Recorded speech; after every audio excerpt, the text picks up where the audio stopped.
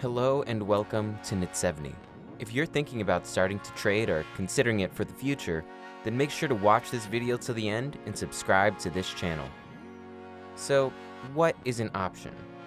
Options are financial instruments that are derivatives based on the value of underlying securities such as stocks. An options contract offers the buyer the opportunity to buy or sell depending on the type of contract they hold, the underlying asset. Unlike futures, the holder is not required to buy or sell the asset if they choose not to. Now, let's start with the basics. Types of options. In the truest sense, there are only two types of options, call and put. Let's go over them in more detail. To call or put. A call option is an option to buy an underlying stock on or before its expiration date. At the time of buying a call option, you pay a certain amount of premium to the seller, which grants you the right to buy the underlying stock at a specified price. Purchasing a call option means that you are bullish about the market and hoping the price of the underlying stock will go up.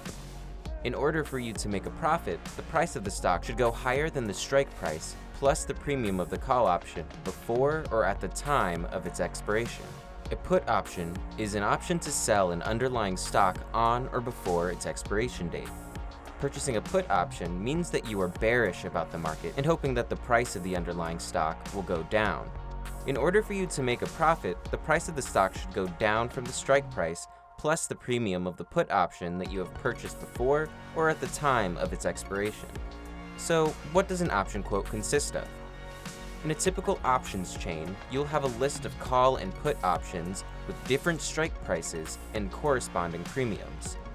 The call option details are on the left and the put option details are on the right with the strike price in the middle. Number 1. The symbol and option number is the first column. Number 2. The last column signifies the amount at which the last time the option was bought. Number 3.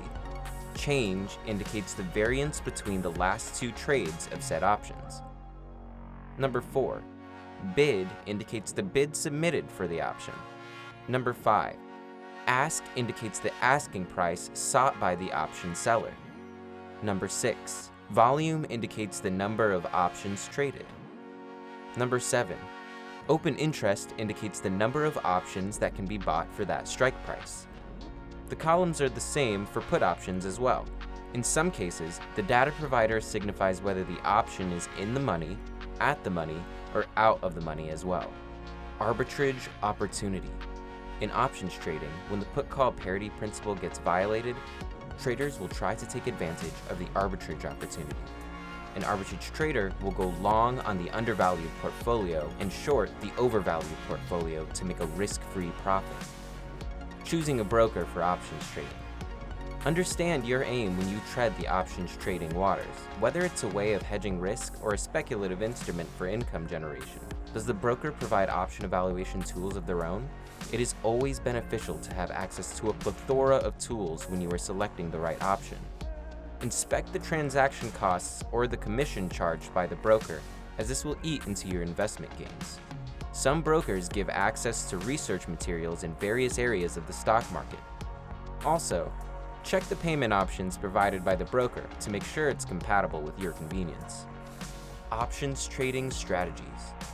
When trading options, the contracts will typically take this form: stock ticker, name of the stock, date of expiration, typically in month, day, year, though sometimes dates are flipped with the year first, month second, and day last, the strike price, call or put, and the premium price, for example, $3. Still, depending on what platform you're trading on, the option trade can look very different. There are numerous strategies you can employ when options trading, all of which vary on risk, reward, and other factors. And while there are dozens of strategies, let me tell you that most of them are fairly complicated. Here are a few main strategies that have been recommended for beginners. Common mistakes in options trading. There are plenty of mistakes even seasoned traders make when trading options.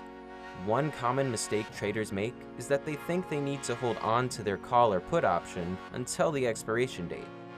If your option's underlying stock goes way up overnight, you can exercise the contract immediately to reap the gains. Another common mistake for option traders, especially beginners, is to fail to create a good exit plan for your option.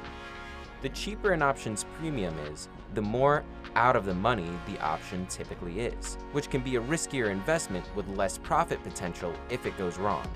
Buying out of the money call or put options means you want the underlying security to drastically change in value, which isn't always predictable. So be aware of the basics before option trading. Do your research. What did you think of this video? Let us know in the comment section. And if you like this video, then don't forget to hit the thumbs up and subscribe to this channel for more amazing videos. Also, hit the bell icon to get notified first and share it. Thanks for watching. We'll see you in the next one with another informative topic.